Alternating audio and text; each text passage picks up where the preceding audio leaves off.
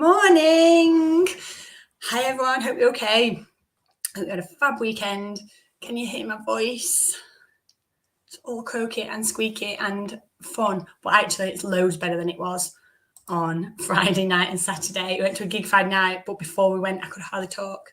So my singing was almost silent stroke, dogs can hear it. So give me a shout if you're on. Let me just check that I'm actually on Facebook because Jay's gone to make tea as usual. And I've got Jade's daughter here today, my niece, because it's Bring Your Kid to Work Day apparently, or something like that. So poor Imogen is just sat there hating me for talking about her. I can't find my group. Where's my group? Here. Morning. Who's on? I can see some people. Right, let me just check them live. Yes, ace.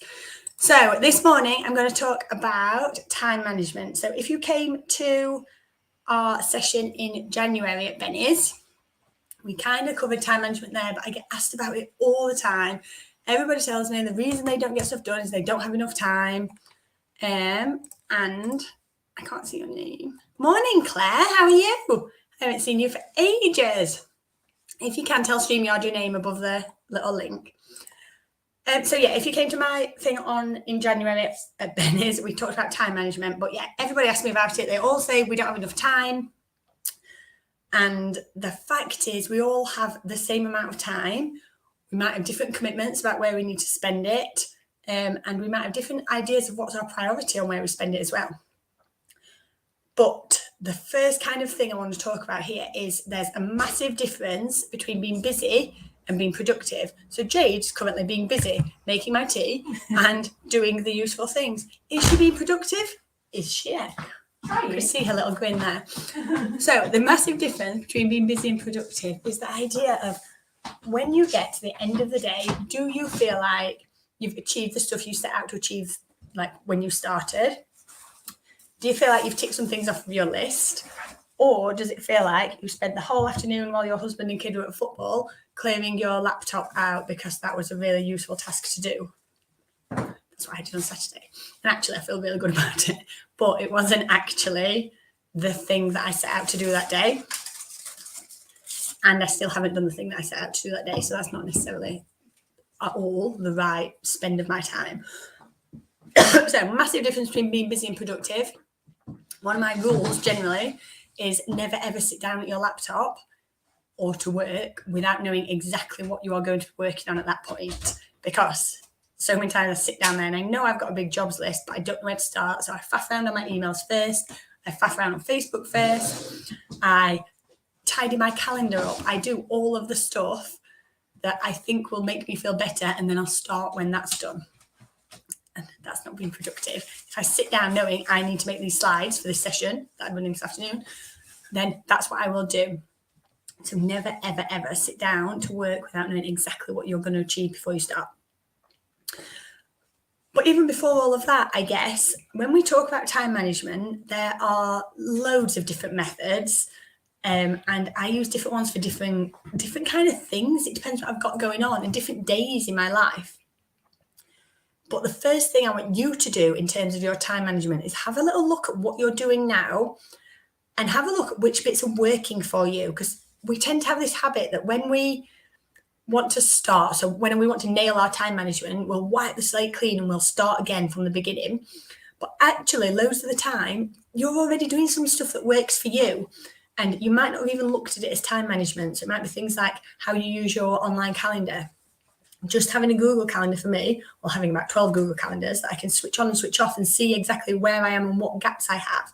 That's a version of time management. So it's starting to look at what you already do that's working for you, because there isn't one right way. So I can teach you loads of things. Some will work for you, some won't.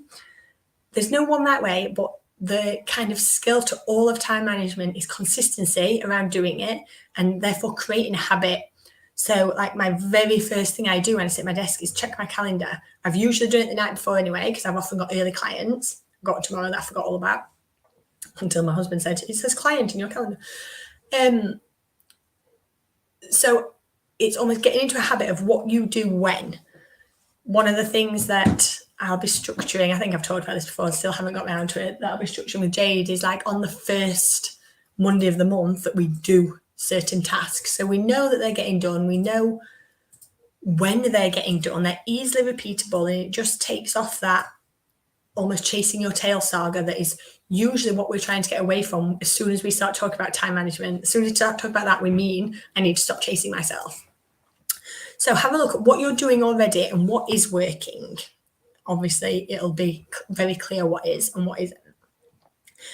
So then I'm going to talk about a few different, I've kind of written down five different time management methods that you can use and implement to help you work better if you want. But please remember that lots of these, there's overlap. They work on different things for me, and I'll talk about it as I go along. But I don't expect you to go away and implement 5 new time management methods. But I do want you to start having a look at what are you doing and what are you actually achieving.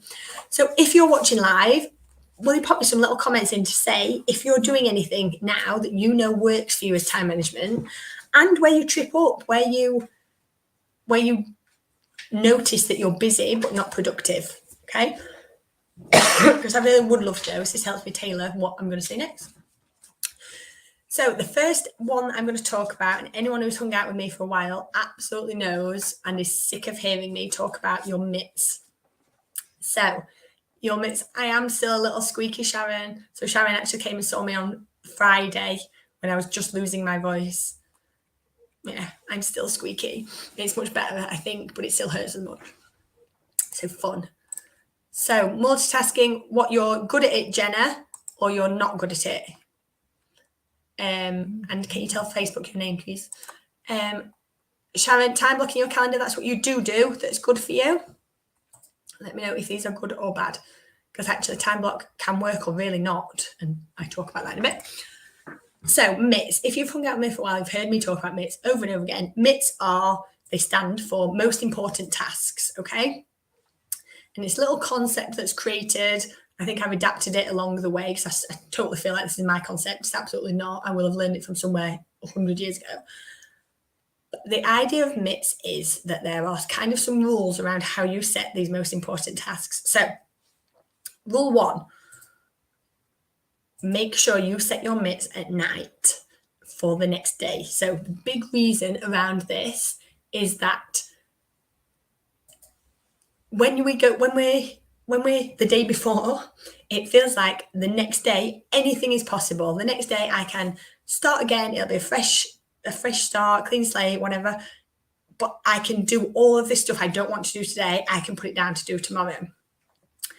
However, if you set your mitts when the morning comes and you've had a crap night's sleep, or basically that one, or you just wake up not feeling as motivated that morning, the stuff that you plan to do that morning would be very different from the stuff you thought you were going to do last night. So when you set your mitts, set them the night before when anything still feels possible. Because the fact is, if we were going to do them in that day, we would do them anyway. But the thing with mitts is they're always the things that we don't want to do, the stuff that feels too big, the stuff we're putting off. That's why it goes down as the most important task, because generally it's got quite urgent and it's getting to the stage of it's frustrating me now, or annoying me, or panicking me. So set your mitts the night before. I want you to set 3 mitts, and all of these must be half an hour or less. So if you have a massive task to do, I always use this same example of clearing my kids' wardrobe out. You've all heard it a billion times. I thought about clearing my kids' wardrobe out for about 3 years, and every time I opened the door, it was too big. It was just too massive. And it's whenever we talk about tasks and motivation, it's always the starting it that's the problem. So to achieve kind of a big goal like that, we start with setting a mitt for, I will spend half an hour cleaning my kids' wardrobe out. Because the fact is, the minute I get started, I'm on a roll. As soon as you just get over that hurdle of actually starting something, everything gets so much easier. And that's like a huge thing. If I'm doing slides, God, I hate making slides. I love doing presentations. I love teaching. I hate making the slides. And I have to consistently set that as a mitt that today I will do half an hour on these slides. Once I've started, it's so much easier to carry on. But the starting stuff is really, really tough. So set them the night before, must be half an hour or less, and they must be things that move you forwards. So it doesn't have to be work related. They can be stuff that moves you forward in life. It can be cleaning out a cupboard that's doing your head in, but you know you're putting off. But the fact is, if you spend a maximum, and I do mean a maximum of an hour and a half a day. So some of my knits are tiny. Post a letter that's been sat on my side forever. I can't even think of one example. Put the Lego away that's all over the kids' floor because they're playing with it, so they don't want it putting away, but I'm so sick of seeing it. It's like the mitts, they might only be 5-minute mitts. They might be much bigger, but the biggest they're ever going to be is an hour and a half of your time a day. And then I guess the final part about the mitts is they're the commitment you make to yourself. You decide that every single day, I'm just going to do these 3 tasks. Everything else will fit around them. It's great if I can do more stuff, but I'm going to commit to these 3 tasks a day. Okay. It's one of my best time management methods because it makes us productive. It physically makes us tick things off of our list. So I'm going to get in a little argument with Jenna now. She said multitasking is great. She gets twice as much done. Absolutely not true. Feels like you get twice as much done and you might be really good at it. I often think I'm really, really good at multitasking, but how our brains work in terms of like the sense of satisfaction of things, actually finishing one task. Like when I'm multitasking, how many times I'm like, I look at the tab on my keyboard and I'm like, crap, I was sending that email an hour and a half ago. I haven't finished that. I'm halfway through a social media post. I'm halfway through replying to an email. I'm trying to book a client in. And it's the idea that actually I'm doing lots of tasks at once, but I'm not completing any of them well. My brain's not getting the endorphin reward, the dopamine reward of actually being able to tick stuff off. And what happens is I'm almost lulling myself into this false sense of achievement, whereas actually that slow, methodical way of working through tasks and doing them all well is so much better. Plus, all the science backs this up. The science says we don't multitask. We switch tasks really, really quickly. We're physically incapable of multitasking. Like our brain cannot do that. So what it does is it switches tasks really quickly. But what it shows is if we need to go back to a task, like to get our flow back on a task that was actually a concentrating one. So say I'm building slides and an email comes in and I go and check my email. When I go back to the slides, studies show it takes 20 minutes before my brain can get back into a flow. And then if I'm getting distracted again all the time, it makes it so much harder to do the actual meaty tasks, the actual tasks that move us forward. And with all stuff we talked about, like getting your business going, multitasking is your worst enemy on stuff like this. And it's the thing I can lecture about all day. I still do it, and I know I do.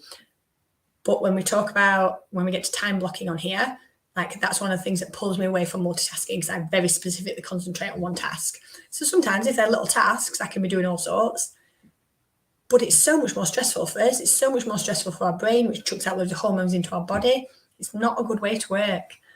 But I get that. And honestly, go Google it, read a bit of science about it. It's really, really bad for us. But especially as women, we think we're really, really good at that.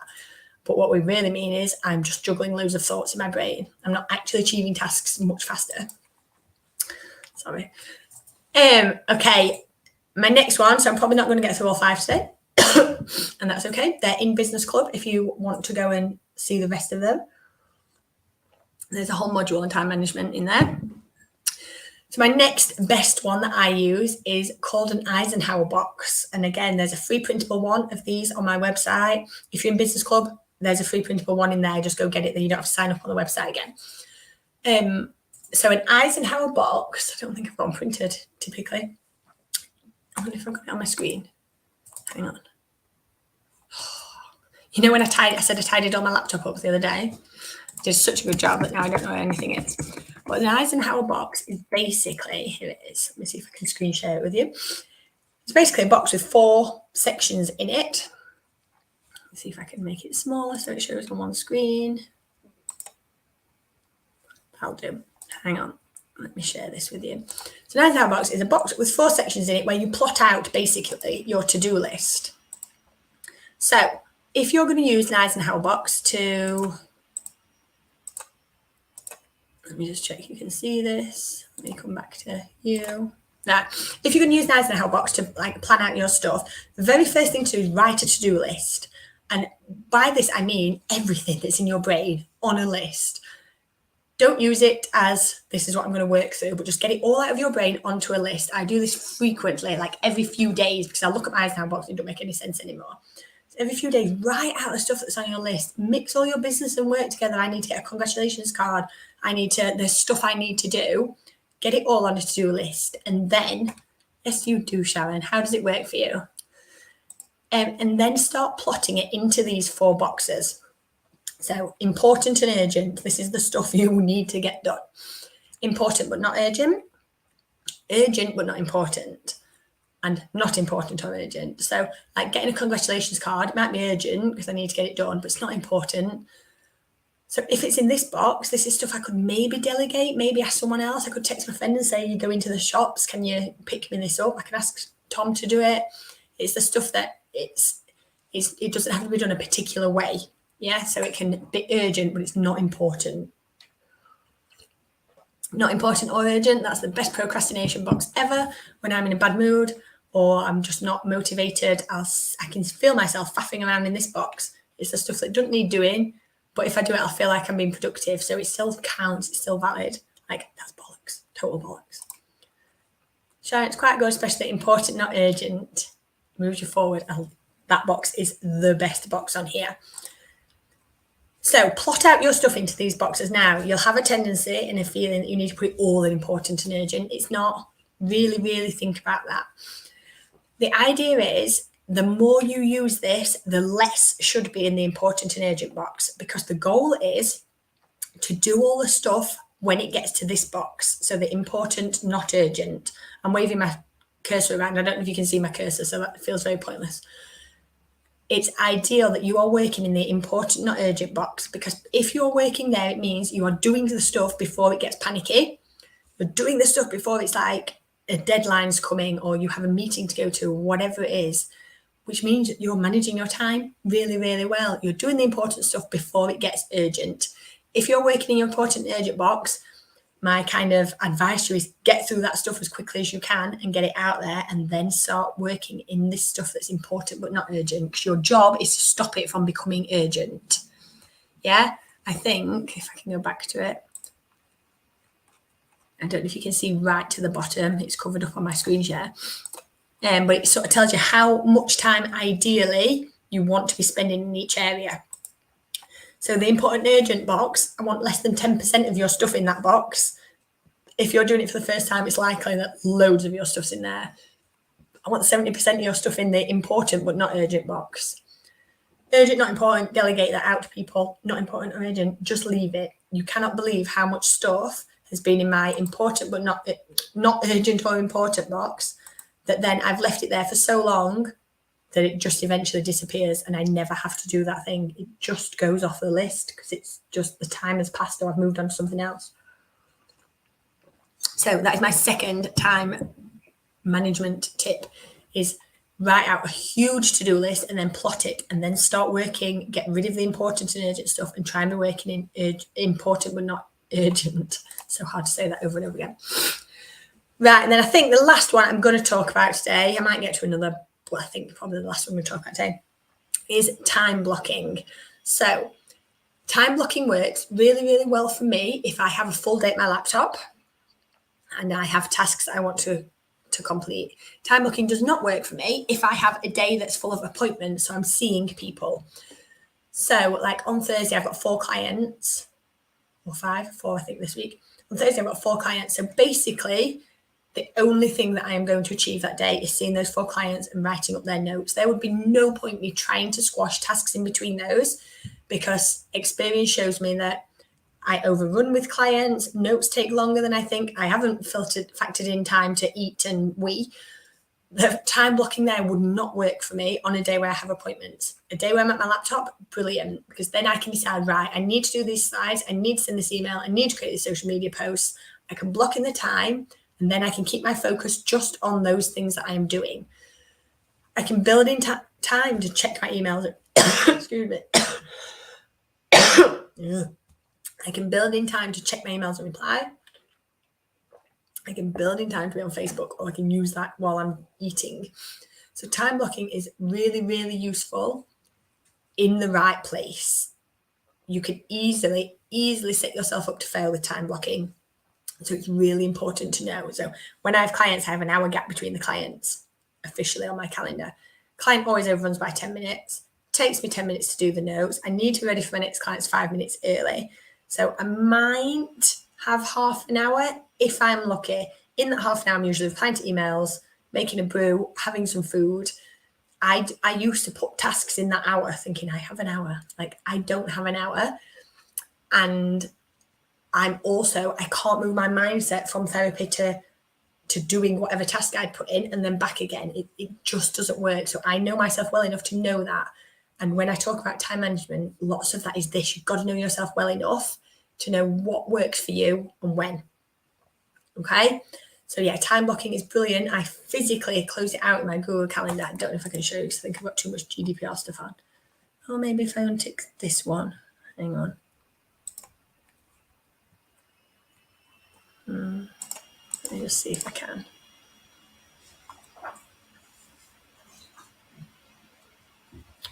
I think I can show you this. If I can remember how. Where are you all? Hang on. So, for example, so this is what my calendar looks like this week at the minute. So I've taken off the one that says live work because that's got my actual clients' names in. So here I've got like a training course that I'm running. Here I'm meeting a friend. That's like that's a business meeting basically, but it's not a client. So here I've got clients. So these are my gaps between clients. It looks like an hour. Looks like I've got plenty of time to do stuff. I definitely don't. I've blocked off time for other stuff, but there are things that go over there in live work for sure. I'm going to networking meet at night. But for example, usually one of these days, my husband's off on Friday, so we're not. But usually one of these days would be a laptop day where I sit on the laptop and in here I would block out time that says, build this module, do these emails, whatever it is. And I would have really specific time blocks that go down there. Okay, hope that makes sense. Come back. She says, yeah, so time blocking works really, really well if you can know when to use it best for you. Okay, a couple of other things I will so quickly mention, but really quickly. So like timer techniques, there's loads of different ones. Pomodoro is the one that gets talked about a lot, but a timer technique where I literally set a timer, so it kind of ties into MITs in a way. But if I'm struggling to get started with something, I'm like, right, I'm just going to do this for 10 minutes. And I'll set a timer for 10 minutes, switch all my emails off, and then I will get stuck in. The likelihood is, after the timer's gone off, I'll carry on till the task's finished if I've got the time available to do that. Remarkable's just gone to sleep, so I don't know what my last one is. Oh, my last one is the jar method. And this is one that I go to and from using, and it changes a lot of the time about how I use this. But the jar method is this idea that your day is like a jar and you have sand, pebbles and rocks to fill it. Now, the fact is the sand is all the procrastination tasks, all the stuff like sticking and washing in the middle of a call or sorting out your laptop folders. The sand, social media, that's all sand. If you fill your jar up with the sand, there's no room for those rocks or pebbles. And the idea is you need to put your rocks in your jar first. So what big things do I need to do today? Pebbles are the stuff that's the next kind of big tasks, and then the sand can fill up all the rest of the time you've got remaining. But it's just that visualization of if you fill your jar with sand, there's no time to do the actual meaty stuff, the actual stuff that moves you forward. Does that make sense? And then just my very last thing is to always remember when we're talking about time management, to always remember this idea of Parkinson's law, which is the concept that work expands to fill the time available. And we've all experienced this. I'm just starting to be able to manipulate myself better. But as we've just shown this morning, me and Jane Nimond have just been laughing because I know I'm on a Facebook Live at 9:30 every Monday morning, or 2 o'clock, depending on what I'm doing that day. We know I do this every time. 10 minutes before I start, I'm like, what's my live about today? And like, luckily, I know my topics. I don't have to do much prep. I know what I'm talking about. But But the fact is, I know this is coming, and yet I still only do the prep work just before it. This used to be the same for big presentations. I remember staying up years ago to write a hypnobirthing course because I was teaching it the next day.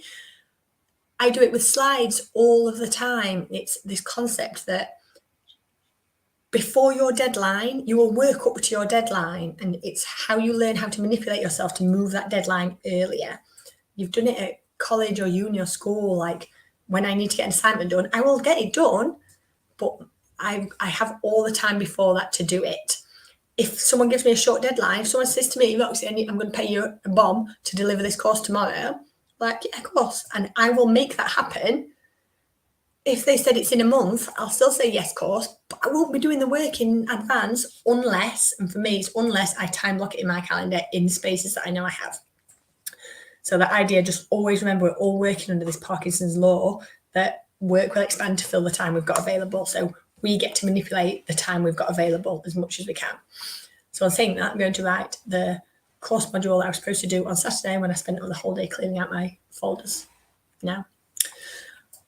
All right, any questions? Like I said, there's a whole module of this in Business Club. This will go into Business Club anyway, so you can go and find it in there to watch it back. If you don't know about Business Club, want to, just drop me a message. But there's loads of stuff about it in the Facebook group. Any questions? If not, let me just check where I am next. Hang on, because I've unticked all my things now, so I don't know where I am. So my next thing is, next Monday, we're co-working again. So we will be at Bolsover co-working. So make sure you've booked on. So Eventbrite, I'll put the link in. Jade, will you whack me the link for Eventbrite in the live, please? I'll put the link in so you can book onto that. So if you're local, come and join us. It was the best session ever. Everybody got loads done. You come with an idea, again, a task that you want to achieve in those 2 hours, and you sit with your laptop and work towards that. It was a really, really good day. It was the first one last time, and yeah, it was just brilliant. So next week, I'm still here to do my live at 9:30, and then I'm going off to Bolsover. Then I'm on a podcast randomly by the looks of it. That maybe I should prep for. Sharon, I know, I'm devastated. The last one was really, really good. Sharon and Jade went early for breakfast, so that was fun. Right, I'll see you all next week for the live. If you've got any questions, ask them, of course, in the meantime. All right, ladies, have a lovely, lovely day and a lovely week. See you soon.